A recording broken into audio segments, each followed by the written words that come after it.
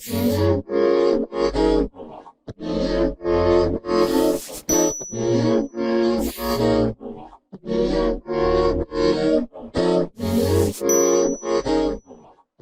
este video damos inicio a lo que vamos a desarrollar aquí en más, que es el sistema linfático, considerado como parte del sistema circulatorio y vulgarmente conocido como el sistema circulatorio blanco. El sistema linfático está formado por los órganos linfáticos, los vasos linfáticos, que estos van a estar en comunicación con el sistema circulatorio, los ganglios linfáticos y los capilares linfáticos. En su interior se va a transportar una sustancia líquida denominada linfa.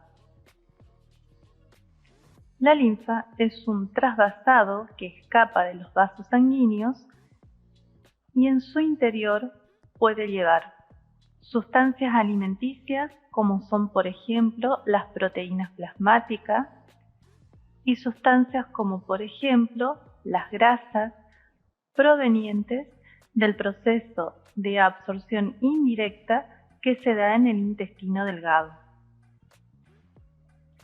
Por la linfa también circulan una serie de células especializadas denominadas linfocitos. Estos linfocitos se forman en el interior de los ganglios linfáticos y cumplen una función muy importante en los mecanismos de barrera o de defensa del organismo. Algo significativo es que cuando la linfa atraviesa estos ganglios linfáticos, lo que va a hacer es que van a actuar como una especie de filtros, de tal manera que van a filtrar, van a separar aquellos agentes que pueden ser patógenos para el organismo, como por ejemplo pueden ser glóbulos blancos, rojos muertos, toxinas provenientes del metabolismo de alguna bacteria o pueden ser residuos metabólicos. Cuando estamos en presencia, por ejemplo, de una infección, lo que va a suceder con los ganglios linfáticos es que se van a hipertrofiar. Eso quiere decir que van a aumentar de tamaño porque en ese lugar lo que está ocurriendo es un aumento de la producción de los glóbulos blancos o linfocitos y de esa manera se activa el mecanismo de defensa para la destrucción del agente patógeno. Algo interesante también que en este proceso de filtración que están teniendo los ganglios linfáticos puede ocasionar algunos problemas para el organismo, teniendo en cuenta que actúan como si fueran filtros capaces de separar aquello que es conveniente y no conveniente para el organismo. Lo que pueden hacer también es separar células activas cancerosas. Esas son recogidas por la linfa y pueden atravesar los ganglios, pueden ser filtradas, pueden ser detenidas. ¿Y por qué se denominan de esta manera activas? Porque estas células van a iniciar un proceso de división celular o multiplicación y lo que van a hacer es invadir el ganglio linfático. A través de este mecanismo de división celular descontrolado, se inicia un proceso canceroso dentro, en este caso, de los ganglios linfáticos. Entonces, para repasar cuáles son las funciones de este sistema linfático, podemos citar las siguientes de manera concluyente.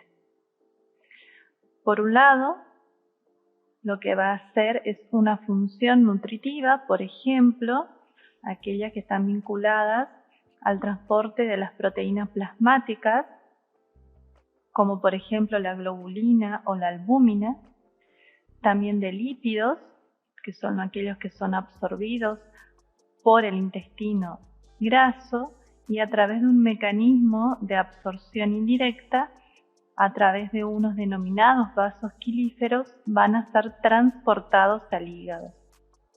La otra función tiene que ver con los mecanismos de defensa, ya que en el interior de los ganglios linfáticos se produce la formación y maduración de los linfocitos y son aquellos que van a actuar como mecanismo de defensa en el sistema inmunitario. También dentro de esa linfa puede transportarse agua, gérmenes, desechos metabólicos y también células cancerosas. Bien, en esta parte vamos a dar inicio a lo que se conoce con el nombre de los órganos linfáticos. Dentro de los órganos linfáticos, o los denominados también órganos linfoides, podemos clasificarlos en órganos linfoides primarios y órganos linfoides secundarios. Dentro de los órganos linfoides primarios tenemos dos órganos. El timo, que es una glándula que está ubicada por debajo del esternón. En este lugar se produce la maduración de los denominados linfocitos T. Y el otro órgano linfoide primario corresponde a la médula ósea roja de los huesos, que es capaz de formar las células que componen la porción figurada de la sangre, como los glóbulos rojos, los glóbulos blancos y las plaquetas, y también en su interior se produce la formación y la maduración de los linfocitos B. Dentro de los órganos linfoides secundarios tenemos una gran clasificación. Por un lado tenemos a los denominados ganglios linfáticos, que forman cadenas ganglionares, sobre todo en zonas donde necesita una amplia vascularización, como por ejemplo la zona de las axilas, la zona de la ingle, la zona de las piernas. El vaso, que es un órgano que está ubicado en el lado izquierdo de la cavidad abdominal, y por otro lado tenemos a un grupo denominado MALT, tejido linfoide asociado a mucosas. De estos órganos ya sabemos la importancia biológica que presentan los ganglios linfáticos, por los cuales interviene a través de la producción de los linfocitos en los mecanismos de defensa o en el sistema inmunitario. Respecto al vaso, está dividido en varias zonas, pero lo más importante también va a ser su función inmunológica, porque en este lugar se producen anticuerpos como también se destruyen bacterias. Y por último, tenemos el tejido linfoide asociado a mucosas. Estos tejidos linfoides, de acuerdo a su ubicación, generalmente en zonas de epitelios mucosos, tienen un nombre específico. Vamos a dar inicio en este caso con el tejido linfoide asociado a los bronquios o BALB. Este tejido linfoideo lo que va a hacer es tapizar la mucosa respiratoria y en ese lugar también se van a producir linfocitos B y T. Luego tenemos el tejido linfoide asociado al tubo digestivo o GALT. Y aquí tenemos dos estructuras muy significativas. Por un lado tenemos las denominadas placas de Peyer, que son láminas mucosas en cuyo interior se secretan diferentes tipos de linfocitos, de tal manera que va a constituir una línea avanzada para la defensa ante agentes patógenos. Y también en este lugar tenemos el apéndice vermiforme o cecal. El apéndice vermiforme o cecal cumple una función inmunológica en la zona del intestino, porque es capaz de realizar los procesos de filtración, sobre todo de las sustancias que han llegado allí que pueden llegar a ser tóxicas, pero también es capaz de formar anticuerpos o inmunoglobulinas. Es decir, resulta ser que el apéndice vermiforme cumple una función sumamente importante dentro del intestino y esa función está vinculada con la activación del sistema inmunitario. Los otros tejidos linfoides, también de importancia biológica, son los tejidos linfoides asociados a la nariz o NALD, y aquí tenemos algo que probablemente ustedes conocen como la presencia de tejidos linfoides denominados adenoides, que se encuentran en la parte posterior de la cavidad nasal, y las amígdalas. Estas son pequeñas protuberancias de tejido linfoides capaces de filtrar a los agentes patógenos. Generalmente, cuando se localizan en ese lugar, en las adenoides o en las amígdalas, los agentes patógenos, también van a producirse lo que se denomina hipertrofia o procesos inflamatorios.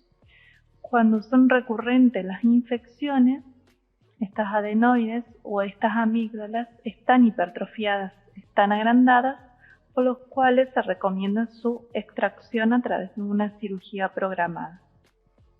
Por último, tenemos otros dos tejidos linfoides, uno que se halla asociado a la conjuntiva, que forma parte de uno de los tejidos del globo ocular del ojo, por lo cual brinda un mecanismo de protección en la vista, y el otro es el tejido linfoide asociado a la piel, por lo cual esto está ubicado en todo el organismo, donde existe y cubre la piel, y lo que va a hacer es generar una serie de linfocitos activados que va a permitir un mecanismo de defensa primaria ante la llegada de agentes patógenos.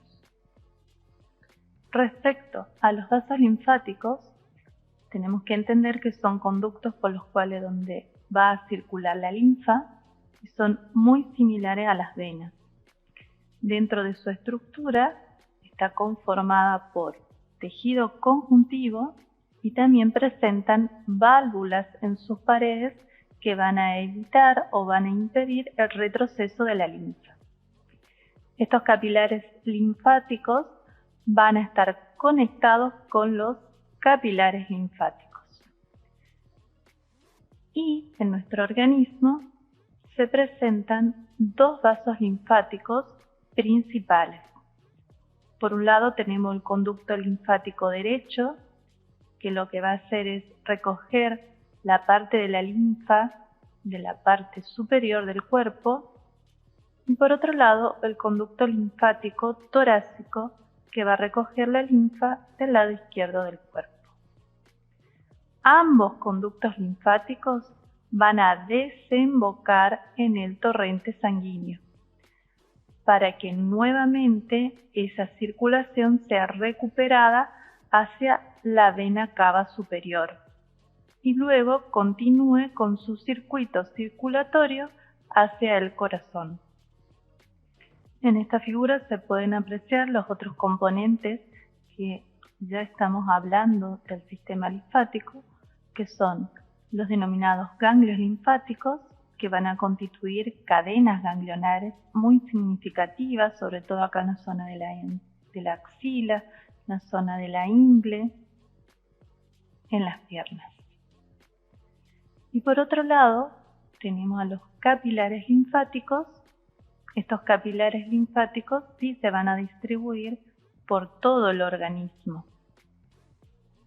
y son aquellos que van a estar en un contacto directo primero con los capilares sanguíneos, pero después van a continuar su recorrido hacia los ganglios linfáticos y los vasos linfáticos. Bien, acá vamos a dar inicio entonces a lo que se denomina circulación linfática. Comenzamos con los capilares linfáticos, que son los encargados de recoger todo el plasma intersticial o el extravasado que proviene de los capilares sanguíneos. Estos capilares linfáticos van a conducir la linfa hacia los vasos linfáticos. Estos vasos linfáticos, procedentes de todo el cuerpo, se van a ir reuniendo en estructuras cada vez mayores, hasta derivarse en dos grandes conductos linfáticos, que en última instancia estos conductos linfáticos van a retornar nuevamente al sistema circulatorio. Los conductos torácicos a tener en cuenta son, por un lado tenemos el conducto torácico. Este conducto torácico lo que va a hacer es traer la linfa, recoger de distintas partes del organismo, preferentemente de las extremidades inferiores, del abdomen, del brazo izquierdo y del lado izquierdo del tórax y la cabeza.